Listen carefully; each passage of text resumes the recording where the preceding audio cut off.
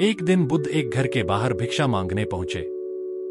जैसे ही उसने दरवाजा खटखटाया, किसी महिला ने आकर खोला और बुद्ध को देखकर बोलने लगी, यह क्या? यह भिखारी सुबह कहां से आया? इतना बोलकर तुरंत दरवाजा बंद कर दिया। और उस महिला का एक पड़ोसी दूर से इस तमाशे को देख रहा था। वह भी बुद्ध का विरोधी था। स्वाभाविक रूप से उसे यह देखकर कुछ ज्यादा ही मजा आता था। इसलिए उसने भी बोला, बहुत बढ़िया। अगले दिन बुद्ध ने फिर उसी दरवाजे पर दस्तक दी।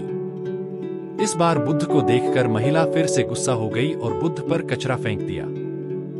और उस महिला का वही पड़ोसी आज भी तमाशा देख रहा था।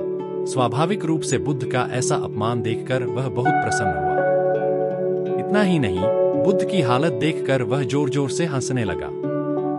तीसरे दिन बुद्ध फिर उसी द्वार के सामने खड़े हो गए। लेकिन आज वह आदमी बुद्ध को फिर से देखकर आश्चर्यचकित रह गया। इससे पहले कि बुद्ध दरवाजा खटखटाए, उन्होंने बुद्ध को रोका और कहा, मैं एक ब्राह्मण हूं और मुझे हिंदू धर्म ग्रंथों के खिलाफ आपका बोलना बिल्कुल भी पसंद नहीं है। इसलिए मैं आपका कट्टर विरोधी हूं। तो आपका अपमान देखकर मुझे खुशी होती है। लेकिन आज इस दरवाजे पर तीसरी बार खड़ा होना मुझे फिर से हैरान कर देने वाला है। मैं आपसे पूछना चाहता हूं कि आप आज फिर यहां भीख मांगने क्यों आए, जबकि यह महिला 2 दिनों से आपका अपमान कर रही है। बुद्ध ने मुस्कुराते हुए कहा, यह आश्चर्य करने की बात नहीं है। आप चकित हैं क्योंकि आपको मानव मनोविज्ञान का कोई अनुभव नहीं है। किसी का अपमान करना या किसी पर कूड़ा फेंकना भी कुछ देना होता है। हर अपाकर्षण आकर्षण का ही एक रूप है। कल अगर किसी इंसान कचरा दिया होगा तो एक दिन वह खाना भी देगा।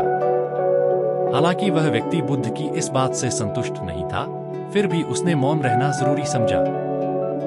शायद वह यह सोच रहा होगा कि दरवाजा खटखटाओ, फिर देखते हैं। बुद्ध ने फिर से दरवाजा खटखटाया। संयोग से उसी स्त्री ने आज फिर दरवाजा खोला और आज तो बुद्ध के सामने उसका क्रोध 7वें आसमान पर पहुंच गया और सही में उसे मारने के लिए हाथ में झाड़ू ले लिया। उन्होंने झाड़ू उठाया तो जरूर, लेकिन बुद्ध के शांत चेहरे पर रही मुस्कान देखकर दूरी बनाए रखी। वह चाहकर भी बुद्ध पर वार नहीं कर सकी। वह बुद्ध के चेहरे पर रही शुद्ध मुस्कान से इतनी प्रभावित हो गई कि उसने झाड़ू फेंक दी और तुरंत अंदर भाग गई और बुद्ध को देने के लिए रोटी ले आई। बुद्ध ने उस महिला को ऐसे धन्यवाद दिया कि वह महिला बुद्ध के चरणों में गिर गई और माफी मांगने के साथ रो पड़ी। बुद्ध ने किसी तरह समझाकर उन्हें शांत किया, लेकिन दूसरी ओर तमाशा देख रहे पड़ोसी को यह सब देखकर बुद्ध से लगाव हो गया। वह भी दौड़ता हुआ आया और बुद्ध के चरणों में गिर पड़ा और उनसे दीक्षा की मांग करने लगा।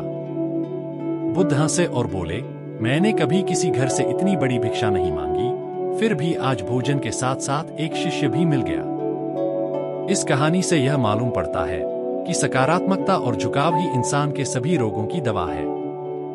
जिस वजह से सांसारिक और सन्यासी के प्रति नफरत और प्रेम में जरा सा भी अंतर नहीं है, क्योंकि मन के स्तर पर प्रेम और सांसारिक सन्यासी के बीच नफरत की लेन देन होने में थोड़ी सी भी देर नहीं लगती। मन तभी शांत और स्थिर रह पाता है जब वह सभी तरह के लेन देन से ऊपर उठ जाए। इसलिए मिटा दे नफरत के बीज, बस दिल में सिर्फ माफ करने और प्रेम से भरी भावना रखें। आप हमेशा सुखी जीवन बिताएंगे।